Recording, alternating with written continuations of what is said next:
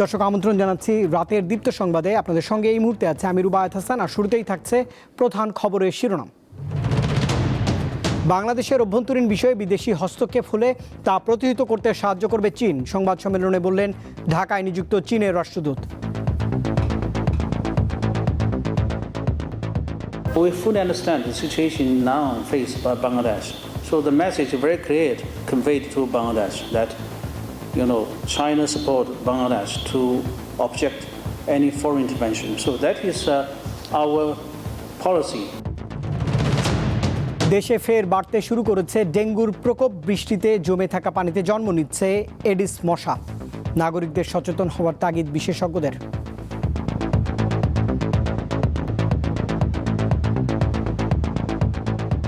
বছর ধরে এসব আসতে পারে, জয়েন্ট পেন আসতে পারে। এখন সেটা নির্ভর করবে আমাদের ডেঙ্গুর চরিত্র বদলায়, ওদের সিমটমও বদলায়। এই জন্য কুড়িগ্রামে কমলেও বেড়েছে গাইবান্ধার বেশিরভাগ নদ নদীর পানি, সাথে বাড়ছে নদী পাড়ের ভাঙন। এতে আতঙ্কিত হয়ে পড়েছেন স্থানীয় বাসিন্দারা। ভোটের সময় এসে হাত ধরে পাও ধরে, আর এখন আমরা ভাইসা যাইতেছি আঙ্গরে এমপিরা খোঁজও নেয় না। আমরা এখন কি করবো? পশ্চিমে আমার জায়গা জমি নেই যে সেখানে যা খারাপ আমার। বান্দরবানের একটি স্কুলের প্রধান শিক্ষক তাঁর সহকর্মীদের বেতন জোগাতে নিজেই চালাচ্ছেন নৌকা। প্রতিষ্ঠানটি জাতীয়করণের নির্দেশ প্রধানমন্ত্রীর।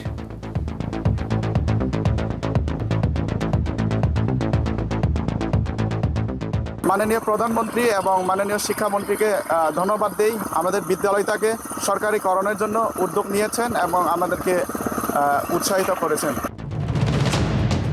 কাতারের রাজধানী দোহায় শেষ হয়েছে যুক্তরাষ্ট্র ইরানের আলোচনা। পরবর্তী বৈঠক হবে ইরানের সর্বোচ্চ ধর্মীয় নেতা খামেনির জানাজা এবং দাফনের পর।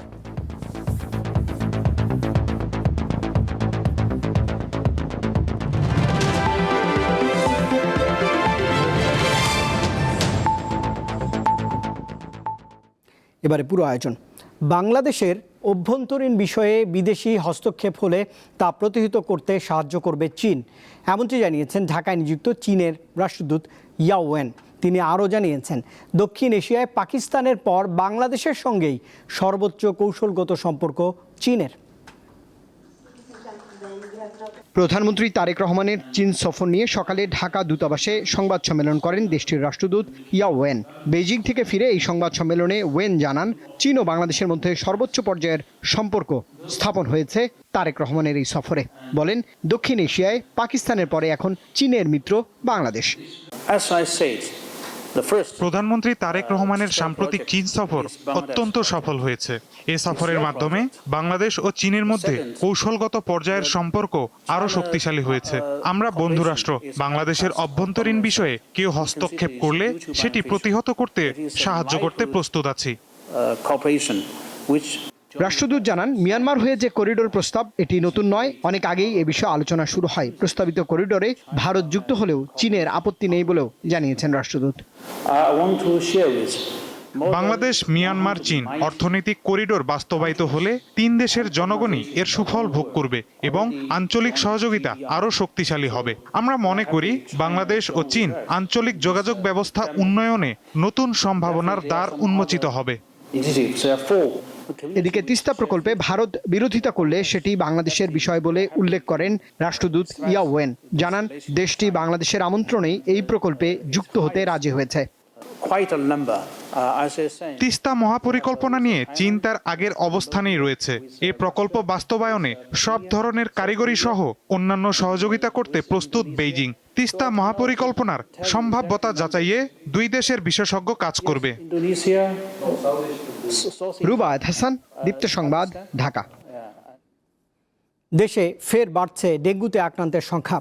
ঢাকার হাসপাতালগুলোতে বাড়ছে ভর্তি রোগীর সংখ্যা। স্বাস্থ্য অধিদপ্তরের তথ্য অনুযায়ী জুনে চলতি বছরের মধ্যে সর্বোচ্চ 13 জন মারা গেছেন মশাবাহিত এই রোগটিতে। কীটতত্ত্ববিদরা বলছেন, থেমে থেমে বৃষ্টিপাত হচ্ছে, সেই জমা পানিতেই জন্ম নিচ্ছে এডিস মশা। হাম নিয়ে শঙ্কা এখনো কাটেনি, এরই মধ্যে চোখ রাঙানি দিচ্ছে ডেঙ্গু। 1 মাসের ব্যবধানে বেড়েছে মৃত্যু ও আক্রান্তের সংখ্যা। কীটতত্ত্ববিদরা আশঙ্কা করছেন, জুলাই এবং আগস্ট মাসে রাজধানী ঢাকা সহ দেশের বিভিন্ন জেলায় ডেঙ্গুতে আক্রান্তের সংখ্যা দ্বিগুণ থেকে 3 গুণ পর্যন্ত বেড়ে যেতে পারে। স্বাস্থ্য অধিদপ্তরের তথ্য অনুযায়ী ডেঙ্গুতে চলতি বছর এখন পর্যন্ত 19 জন মারা গেছে। এর মধ্যে 13 জনেরই মৃত্যু জুন মাসে। আর জুলাইয়ের প্রথম দিনই 163 জন ডেঙ্গু রোগী রাজধানীর বিভিন্ন হাসপাতালে ভর্তি হন। কীটতত্ত্ববিদরা বলছেন, মশক নিধন কার্যক্রম জোরদার না হলে আশঙ্কাজনকভাবে আক্রান্তের সংখ্যা বাড়তে পারে। স্পর্শার ঘনত্ব, ডেঙ্গু রোগীর সংখ্যা, বৃষ্টিপাত, তাপমাত্রা, আর্দ্রতা এই কয়েকটি মিলিয়ে আমরা একটি প্রেডিকশন মডেল তৈরি করি। সেখানে স্পষ্ট দেখতে পাচ্ছি ডেঙ্গু আগস্ট এবং সেপ্টেম্বরে বেশ ভয়াবহ হতে পারে বেশ কয়েকটি জেলাতে। রাজধানীতে বৃহস্পতিবার সোহরাওয়ার্দী মেডিকেল কলেজ ও হাসপাতালে গিয়ে দেখা যায় বিভিন্ন ওয়ার্ডে চিকিৎসা নিচ্ছেন ডেঙ্গুতে আক্রান্ত রোগীরা। পাশাপাশি তৈরি হচ্ছে বিশেষায়িত ওয়ার্ড। সোহরাওয়ার্দী মেডিকেল কলেজ ও হাসপাতালের 420 নম্বর এই ওয়ার্ডটি তৈরি করা হচ্ছে ডেঙ্গু রোগীদের জন্য। হাসপাতাল কর্তৃপক্ষ জানিয়েছে, এই ওয়ার্ডটি আগে হামের রোগীদের জন্য নির্ধারিত ছিল, কিন্তু ডেঙ্গু রোগী বেড়ে যাওয়ার আশঙ্কার কারণে তারা এই ওয়ার্ডটিকে শুধুমাত্র ডেঙ্গু রোগী চিকিৎসার জন্যই নির্ধারিত করেছেন। যারা ভর্তি আছেন তাদের প্রায় সবারই জ্বরের উপসর্গ রয়েছে। চোখ লাল, রয়েছে শরীর জুড়ে ছোট ছোট লাল দানা। ফার্স্ট ডেঙ্গুর জন্য আসছিলাম, ডেঙ্গু ধরা পড়ছে। এরপরে আবার নেক্সট আরেকটা রিপোর্ট করছি, পরে সেটা হাম ধরা পড়ছে। মানে জ্বর লাগে, তখন থেকে বুঝতে পারছি যে মানে ডেঙ্গুরিয়া। পরে 3 দিন পর দেখি টেস্ট করছি, ডেঙ্গু ধরা গেছে। আর আমার আগের একটু পেটের ব্যথা ছিল, ব্যথাটাও ওই ডেঙ্গুর সাথে একটু যন্ত্রণা করেছিল, দুটারই একলগে ট্রিটমেন্ট নিয়েছিলাম। চিকিৎসকরা জানান, এখনো নতুন কোনো উপসর্গ চিহ্নিত হয়নি। রোগী বাড়লে এই ধরনগুলো বোঝা যাবে। সিমটমের পরিবর্তন হতে পারে, যেমন আগে খুব ইচিং নিয়ে আসতো, রেশ নিয়ে আসতো। মধ্যে কিন্তু আমাদের ডেঙ্গু যে রোগীগুলো গত কয়েক বছর দেখা গেছে তাদের মধ্যে রেশ এবং ইচিং এগুলো কমে গেছে। এখন হয়তো এমন হতে পারে এবছর তো রেশ আবার আসতে পারে, জয়েন্ট পেন আসতে পারে। এখন সেটা নির্ভর করবে আমাদের ডেঙ্গুর চরিত্র বদলায়, ওদের সিমটমও বদলায়। এই জন্য 3 দিনের বেশি জ্বর হলেই ডেঙ্গু পরীক্ষা ও চিকিৎসকের কাছে যাওয়ার পরামর্শ দেন এই চিকিৎসক। রোগীরা আসছে 5 থেকে 7 দিন পর কোনো ডেঙ্গু টেস্ট না করে। লাবণী গুহ, দীপ্ত সংবাদ, ঢাকা। কুড়িগ্রামের ধরলা, তিস্তা, দুধকুমার এবং ব্রহ্মপুত্র নদের পানি কিছুটা কমে বিপদসীমার নিচ দিয়ে প্রবাহিত হচ্ছে। তবে এরই মধ্যে শুরু হয়েছে নদী পাড়ে ভাঙন। অন্তত 36টি পয়েন্টে এই ভাঙনের তীব্রতা বেশি। এতে বিলীন হচ্ছে বসতবাড়ি, গাছ ও সড়ক। নওগাঁয় আত্রাই এবং ছোট যমুনা নদী সহ অন্যান্য নদীর পানি বৃদ্ধি অব্যাহত রয়েছে। আত্রাই নদীর জোতবাজার পয়েন্টে পানি বিপদসীমায় 51 সেন্টিমিটার এবং রেলওয়ে স্টেশন পয়েন্টে 45 সেন্টিমিটার নিচ দিয়ে প্রবাহিত হচ্ছে। ছোট যমুনা নদীর নান্দাইবাড়ি বেড়িবাঁধের কয়েক মিটার এলাকা চরম ঝুঁকিপূর্ণ অবস্থায় রয়েছে।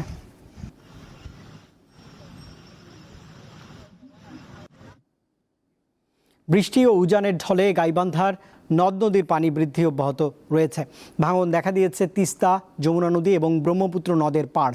এতে আতঙ্কিত স্থানীয় বাসিন্দারা। এ বিষয়ে বিস্তারিত জানব প্রতিবেদনে।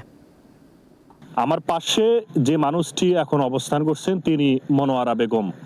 3 ছেলে মেয়েকে নিয়ে কষ্ট করে 15% জমি ক্রয় করেছিলেন এই নদী পাড়ে। সেখানে বসতবাড়ি করার জন্য কিছুদিন আগে এই জায়গাটুকু তিনি ক্রয় করেন। নদীর পানি বৃদ্ধির সঙ্গে সঙ্গে ব্রহ্মপুত্রের ব্যাপক ভাঙন দেখা দিয়েছে। আর এই ভাঙনের কবলেই কিন্তু পড়েছে মনোয়ারা বেগমের এই 15% জমি। ইতিমধ্যেই এই 15% জমির অর্ধেকটুকুই কিন্তু নদীগর্ভে বিলীন হয়েছেন। তার কষ্ট, তার দুঃখ, দুর্দশা দেখার আসলে কেউ নেই। যে শাকসবজি করছি সেই শাকসবজি ভাঙি যায় নাকছে। আমরা এখন কি করবো? পশ্চিমে আমার জায়গা জমি নেই যে সেখানে যা খারাপ হবো। এই পর্যন্ত একটা কোনো মন্ত্রী কি কেউ একটা মেম্বার চেয়ারম্যান আসি যে একটা দেখশন করা, যে জায়গাটাতে একটা বস্তা কি বলো ফেলানের কোনো বুদ্ধি হওয়া নাকছে না। আমরা এখন কি করবো? আমার চোল বল নিয়ে আমার এখন চিন্তা ভাবনার মধ্যে দিন কাটটা নাকছি খুব। উজান থেকে নেমে আসা পাহাড়ি ঢল আর গত রাত থেকে টানা বৃষ্টির কারণে গাইবান্ধার তিস্তা, ব্রহ্মপুত্র এবং যমুনা নদীর পানি বৃদ্ধি পেয়েছে। একদিকে যেমন পানি বৃদ্ধি পেয়েছে, অন্যদিকে এই পানি বৃদ্ধির ফলে কিন্তু ভাঙন ব্যাপকভাবে দেখা দিয়েছে। আমরা এখন অবস্থান করছি গাইবান্ধার ফুলছড়ি উপজেলার রসুলপুর এলাকায়। এখানে কিন্তু এই ভাঙন তীব্র আকার ধারণ করেছে। এই ভাঙনের ফলে নদী পাড়ের মানুষেরা বসতবাড়ি হারিয়ার পাশাপাশি তাদের আবাদি জমি এবং ফসলি জমি কিন্তু নদীগর্ভে বিলীন হয়েছে। দিশাহারা এই সকল মানুষদেরও আমরা কথা শুনবো। এমপিরে ভোটের সময় এসে হাত ধরে পাও ধরে, আর এখন আমরা ভাইসা যাইতেছি আঙ্গরে এমপিরে খোঁজও নেয় না। জমি এখানে জমি সেখানেও ভাঙি যাওয়া নাইছি, তেমন কুড়ি জায়গায় ঠাই নিবে, ঠাই নেওয়ার তো জায়গা নেই। বেয়ামাত্রার পানি বাড়ার কারণে আমার এই মূলের আবারটা শুদ্ধে ভাঙি যাচ্ছে। তাও এই জায়গায় নদী কোনো বান্ধার কি কোনো আলাপ করতেছে না কোনো এমপি মন্ত্রী। নদী ভাঙ্গনের কবলে পড়ে বসতবাড়ি এবং ফসলি জমি হারিয়ে দিশেহারা এই সকল নদী পাড়ের মানুষদের প্রত্যাশা সরকার যাতে দ্রুত সময়ের মধ্যে ভাঙ্গনকৃত এলাকায় জিও ব্যাগ অথবা সিসি ব্লক বসিয়ে ভাঙ্গন রোধ করে। গাইবান্ধার ব্রহ্মপুত্র পার থেকে আতোয়ার রহমান রানা, দীপ্ত সংবাদ। বান্দরবানের তিন্দু নিম্ন মাধ্যমিক বিদ্যালয়ে জাতীয়করণের নির্দেশনা দিয়েছেন প্রধানমন্ত্রী তারেক রহমান। স্কুলটির প্রধান শিক্ষক তার সহকর্মীদের বেতন জোগাতে নিজেই চালাচ্ছেন নৌকা। সম্প্রতি সামাজিক যোগাযোগ মাধ্যমে বিদ্যালয়ের প্রধান শিক্ষকের এই সংগ্রামের বিষয়টি প্রধানমন্ত্রীর নজরে আসে। বাংলাদেশের অনেক দুর্গম জনপদের মতো তিন্দুতেও শিক্ষা একসময় ছিল বিলাসিতা। নদী, পাহাড় আর দারিদ্র অসংখ্য শিশুর স্বপ্ন থামিয়ে দিয়েছিল, কিন্তু একজন প্রধান শিক্ষক দেখিয়ে দিয়েছেন রাষ্ট্রের সহায়তা না থাকলেও স্বপ্ন থেমে থাকে না। এখন রাষ্ট্রই সে স্বপ্নের পাশে দাঁড়ানোর সিদ্ধান্ত নিয়েছে। শিক্ষকতা শুধু একটা পেশা নয়, একটা দায়বদ্ধতা। তার সেই সংগ্রামের গল্পই আজ পৌঁছে গেছে পুরো বাংলাদেশে। শিক্ষকদের বেতন জোগাতে আমি এই পদটা চ্যালেঞ্জ হলেও আমাকে গ্রহণ করতে হয়েছে। তারপরে আমি যেহেতু পেশা না, সেই নৌকা চালানো অনেকগুলো সমস্যার সম্মুখীন হতে হয়। যেমন নৌকার পাথরগুলো মাঝখানে করে যখন আমি নৌকা চালাই, অনেক সময় পাথরের ধাক্কা খেয়ে অ্যাক্সিডেন্ট হওয়া বা দুর্ঘটনা ঘটা, এইগুলো আশঙ্কায় সবসময় আমার মাথায় কাজ করে। আমাদের বিদ্যালয়টাকে সরকারিকরণের জন্য উদ্যোগ নিয়েছেন এবং আমাদেরকে উৎসাহিত করেছেন। সুশিক্ষিত হওয়ার জন্য আমরা প্রতিদিন নৌকা দিয়ে স্কুলে আসি। আমাদের আর কষ্ট হবে না এবং শিক্ষকদেরও তেমন কষ্ট হবে না। একটা প্রতিষ্ঠানের প্রধান শিক্ষক যে বৈঠা ধরে নৌকা চালানো, কিন্তু এটা সহজ কথা না। আমাদেরকে সেবা দেওয়ার জন্য, আমাদের জন্য বেতন যোগানোর জন্য উনি নিজের সমানতাকে বিসর্জন দিয়ে উনি কিন্তু এই কাজটা ধরেছেন এবং করেছেন। আমি বামু স্যারকেও ধন্যবাদ জানাই, এই যে কষ্ট করে এত দূর এগিয়ে নিয়ে আসার জন্য। এখানকার স্থানীয়দের প্রত্যাশা জাতীয়করণের মাধ্যমে শুধু একটি বিদ্যালয় নয়, বদলে যাবে পুরো তিন্দু ইউনিয়নের ভবিষ্যৎ। কেময়ং মার্মা, দীপ্ত সংবাদ, তিন্দু, থানচি, বান্দরবান। আনুষ্ঠানিকভাবে নজরুল বর্ষ 2026-27 উদ্বোধন করেছেন প্রধানমন্ত্রী তারেক রহমান। সচিবালয় সকালে তিনি এই কর্মসূচির উদ্বোধন করেন। এর মাধ্যমে দেশের 64 জেলা এবং নির্বাচিত 74টি উপজেলায় একযোগে নজরুল বর্ষ পালনের কার্যক্রম শুরু হলো। অনুষ্ঠানে প্রধানমন্ত্রী বলেন, জাতীয় কবি কাজী নজরুল ইসলামের সাহিত্য এবং চিন্তায় সমগ্র বাংলাদেশের প্রতিচ্ছবি পাওয়া যায়। তিনি বলেছেন, নজরুলের সৃষ্টিকর্ম বাঙালি জাতির স্বাধীনতা, মুক্তি এবং প্রতিবাদের চেতনাকে সবসময়ই অনুপ্রাণিত করেছে। 2026 সালের 25 মে থেকে 2027 সালের 25 মে পর্যন্ত সময়কে নজরুল বর্ষ হিসেবে ঘোষণা করা হয়েছে। এ সময় জাতীয় কবির জীবন, সাহিত্য এবং সাংস্কৃতিক অবদান নিয়ে দেশব্যাপী বিভিন্ন কর্মসূচি পালন করা হবে। কবি সেই স্মৃতি, নৈতিক মূল্যবোধ সম্পন্ন ছড়া বা কবিতা, অপশক্তি, নিজেদের হীন দলীয় স্বার্থে মানুষের মধ্যে বিভেদ, বিরোধ সৃষ্টির অপচেষ্টা চালালেও সবাই মিলেমিশে থাকাই বাংলাদেশের মানুষের আবহমান কালের মূল্যবোধ। বর্তমান সরকারও এমন এক রাষ্ট্র এবং সমাজ বিনির্মাণের লক্ষ্যে কাজ করছে, যেখানে ধর্ম, বর্ণ নির্বিশেষে প্রতিটি মানুষ নির্বিঘ্নে নিরাপদে বসবাস করবে। শুধু মানুষের এই নিরাপত্তা নয়, আসুন কোনো প্রাণীও মানুষের হিংস্রতার শিকার যেন না হয়, বর্তমান সরকার সেটিও নিশ্চিত করতে চায়। ভোক্তা পর্যায়ে বেসরকারি খাতের তরলীকৃত পেট্রোলিয়াম গ্যাস এলপিজির দাম কমেছে। প্রতি কেজি গ্যাসের দাম কমেছে 29 টাকা 76 পয়সা। এতে বাজারে সবচেয়ে বেশি ব্যবহৃত 12 কেজি এলপিজি সিলিন্ডারের দাম কমেছে 357 টাকা। এর আগে গত মাসে কমেছিল 55 টাকা। এখন নতুন দাম হয়েছে 1528 টাকা। বৃহস্পতিবার নতুন দাম ঘোষণা করেছে বাংলাদেশ এনার্জি রেগুলেটরি কমিশন। নতুন দাম আজ সন্ধ্যা 6টা থেকেই কার্যকর হয়েছে।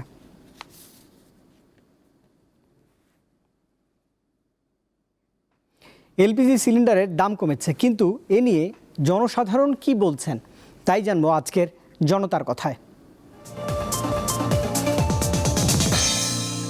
ভোক্তা পর্যায়ে এলপিজি গ্যাসের দাম কমিয়েছে সরকার।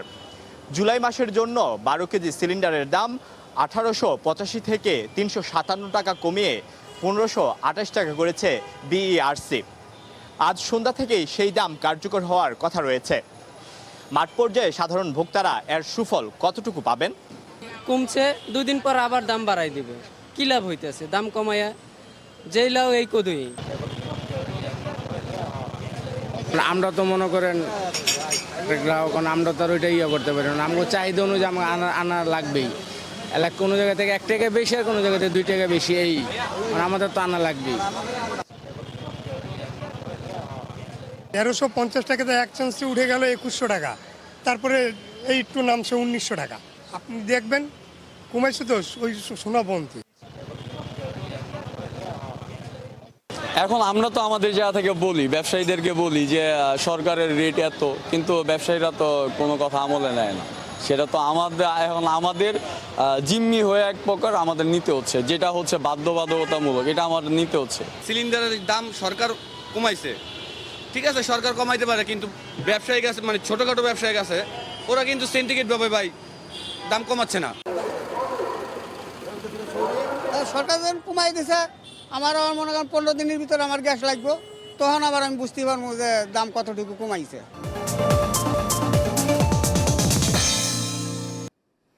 আজ থেকে সারা দেশে শুরু হয়েছে এইচএসসি ও সমমানের পরীক্ষা। সব বোর্ড মিলিয়ে মোট পরীক্ষার্থীর সংখ্যাটা 12,70,583 জন। মোট কেন্দ্রের সংখ্যা 2,697টি। এবার 9টি সাধারণ শিক্ষা বোর্ডে অভিন্ন প্রশ্নপত্রে পরীক্ষা অনুষ্ঠিত হচ্ছে। সুষ্ঠু, স্বচ্ছ এবং নকলমুক্ত পরিবেশ নিশ্চিত করতে প্রশ্নপত্রের নিরাপত্তা থেকে শুরু করে পরীক্ষার্থীদের জন্য কঠোর নির্দেশনা জারি করেছে শিক্ষা বোর্ড। নির্ধারিত সূচি অনুযায়ী সকাল 10টায় শুরু হয়ে দুপুর 1টা পর্যন্ত চলে এই পরীক্ষা।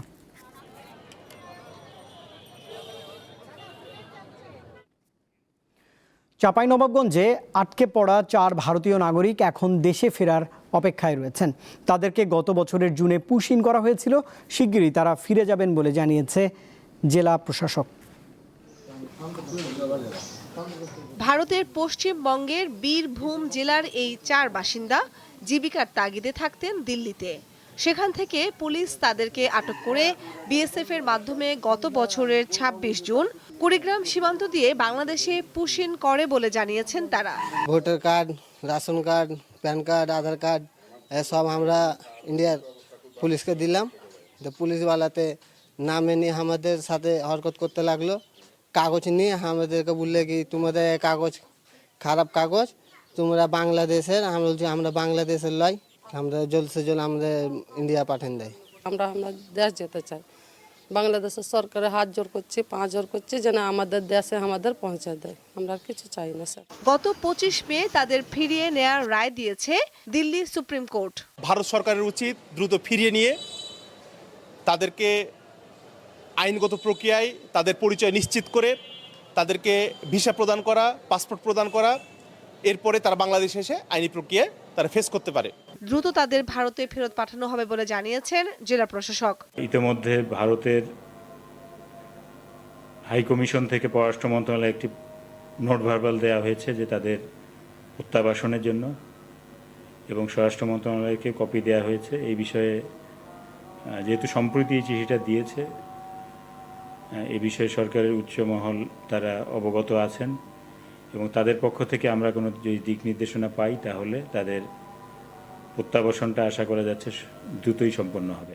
সে সময় কুড়িগ্রাম সীমান্ত দিয়ে মোট 6 জনকে বাংলাদেশে পুশ ইন করা হয়। গত বছরের 5 ডিসেম্বর 2 জনকে চাঁপাইনবাবগঞ্জের সোনা মসজিদ সীমান্ত দিয়ে ভারতে ফেরত পাঠানো হয়েছে। কামরুন নাহার, দীপ্ত, বার্তাকক্ষ। আওয়ামী লীগ আমলে বাংলাদেশ সেনাবাহিনী, নৌবাহিনী এবং বিমান বাহিনীর অবসরপ্রাপ্ত, অপসারণকৃত, অব্যাহতিপ্রাপ্ত এবং বরখাস্তকৃত 150 জন অফিসারকে পুনর্বাসন, ভূতাপেক্ষ পদোন্নতি এবং বকেয়া আর্থিক সুবিধা দেওয়ার সিদ্ধান্ত নিয়েছে সরকার। বুধবার প্রতিরক্ষা মন্ত্রণালয় থেকে এ বিষয়ে একটি প্রজ্ঞাপন জারি করা হয়েছে।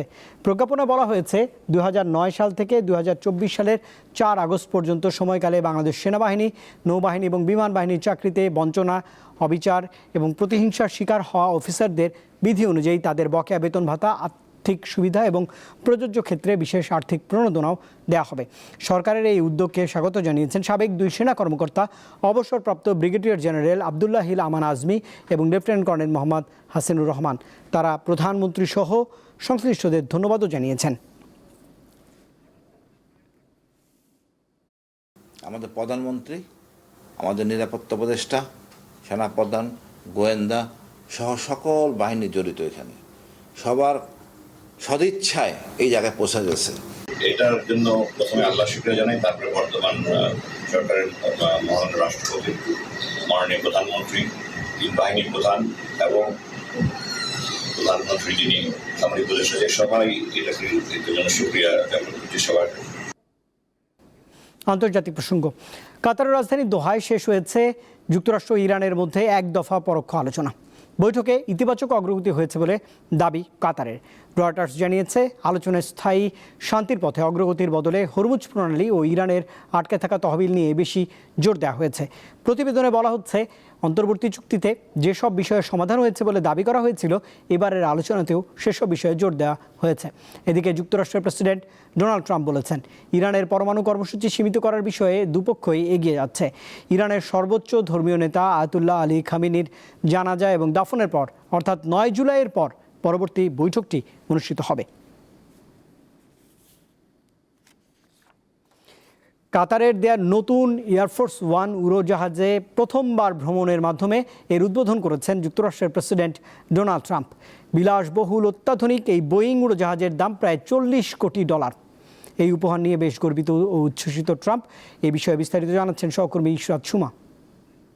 গত বছর যুক্তরাষ্ট্রের প্রেসিডেন্ট ডোনাল্ড ট্রাম্পকে কাতারের সরকার বিলাসবহুল অত্যাধুনিক বোয়িং উড়োজাহাজ উপহার দিয়েছিল এবং বুধবার নর্থ ডাকোটার উদ্দেশ্যে রওনা দিয়ে সেই বিলাসবহুল বোয়িং বিমানের ব্যবহার শুরু করেছেন তিনি। যুক্তরাষ্ট্রের প্রেসিডেন্টকে বহনকারী উড়োজাহাজকে বলা হয় এয়ারফোর্স 1। এয়ারফোর্স 1 একটি বিমান হলেও উড়ন্ত হোয়াইট হাউসের তুলনায় কোনো অংশে কম নয়। আভিজাত্য, আয়েশ কিংবা নিরাপত্তার ক্ষেত্রে এয়ারফোর্স 1 বিশ্বসেরা হয়ে থাকে। কাতারের উপহার দেয়া এই এয়ারফোর্স 1 $40 কোটি। এয়ারফোর্স 1 শুধুমাত্র যাত্রী বহনকারী বিমান নয়, এটি আদতে একটি উড়ন্ত প্রেসিডেন্সিয়াল কমান্ড সেন্টার। আর তাই এর প্রথম এবং সবচেয়ে গুরুত্বপূর্ণ বিষয় হলো নিরাপত্তা ব্যবস্থা।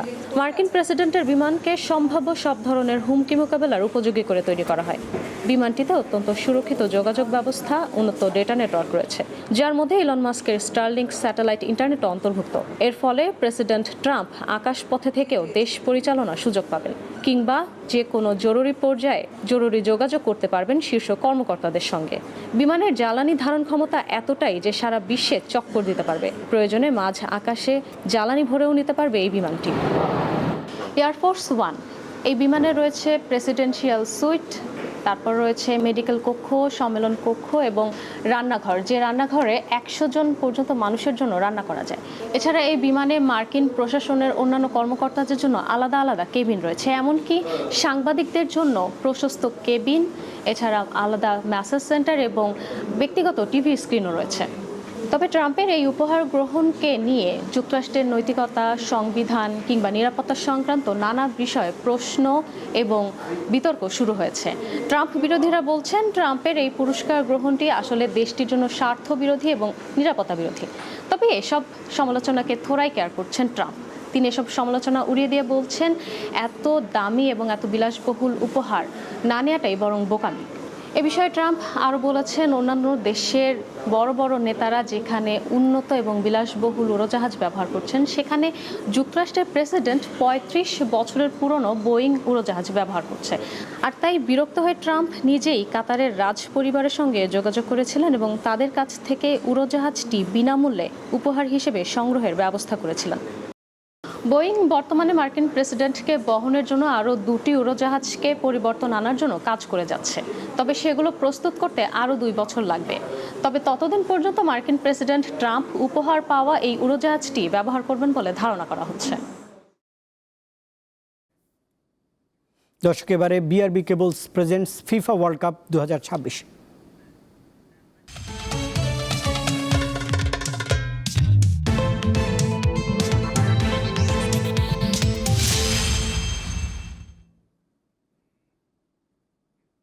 বিশ্বকাপের রাউন্ড অফ 32 গুরুত্বপূর্ণ ম্যাচে রাতে মাঠে নামছে সাবেক বিশ্ব চ্যাম্পিয়ন স্পেন এবং ইউরোপের লড়াকু দল অস্ট্রিয়া।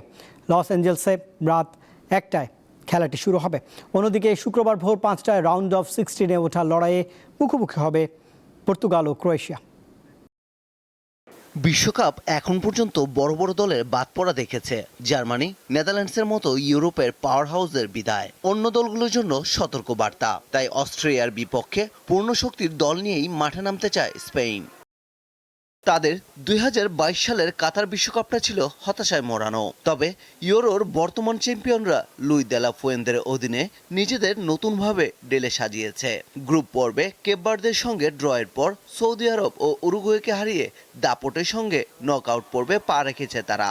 এবার অস্ট্রিয়াকে হারিয়ে শীর্ষ 16 নিশ্চিত করতে চায় 2010 সালের বিশ্ব চ্যাম্পিয়ন স্পেন। চোট নিয়ে বিশ্বকাপে এসেছে দলের সেরা তারকা লামিনে ইয়ামাল ও নিকো উইলিয়ামস। নতুন করে চোট পেয়েছেন ইয়েরেমিনো।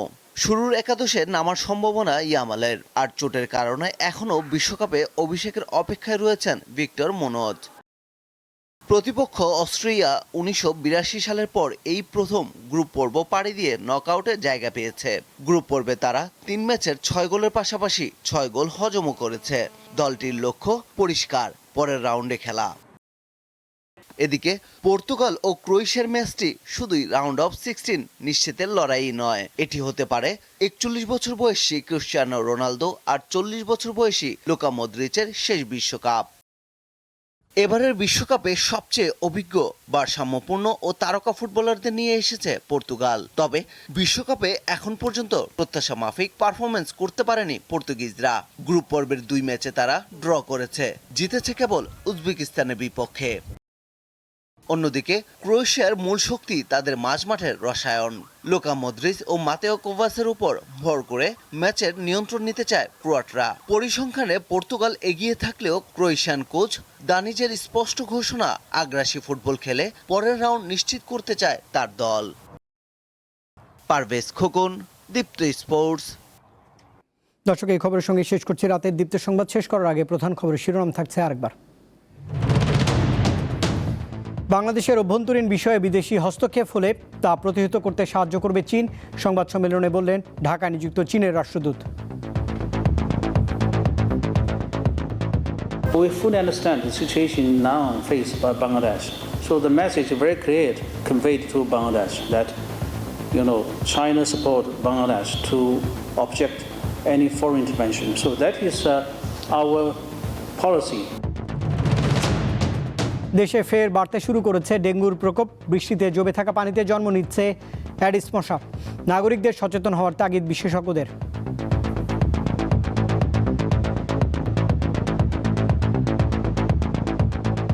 এবছর রেশা আসতে পারে, জয়েন্ট পেন আসতে পারে। এখন সেটা নির্ভর করবে আমাদের ডেঙ্গুর চরিত্র বদলায়, ওদের সিমটমও বদলায়। এই জন্য কুড়িগ্রামে কমলেও বেড়েছে গাইবান্ধার বেশিরভাগ নদ নদীর পানি, সাথে বাড়ছে নদী পাড়ের ভাঙন।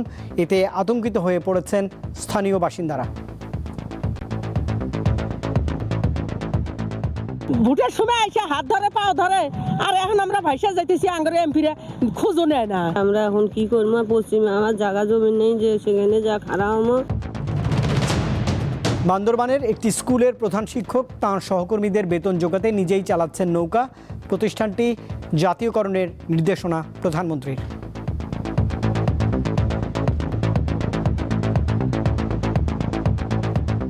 মাননীয় প্রধানমন্ত্রী এবং মাননীয় শিক্ষামন্ত্রীকে ধন্যবাদ দেই। আমাদের বিদ্যালয়টাকে সরকারিকরণের জন্য উদ্যোগ নিয়েছেন এবং আমাদেরকে উৎসাহিত করেছেন।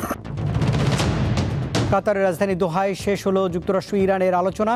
পরবর্তী বৈঠক হবে ইরানের সর্বোচ্চ নেতা খামেনির জানাজা ও দাফনের পর।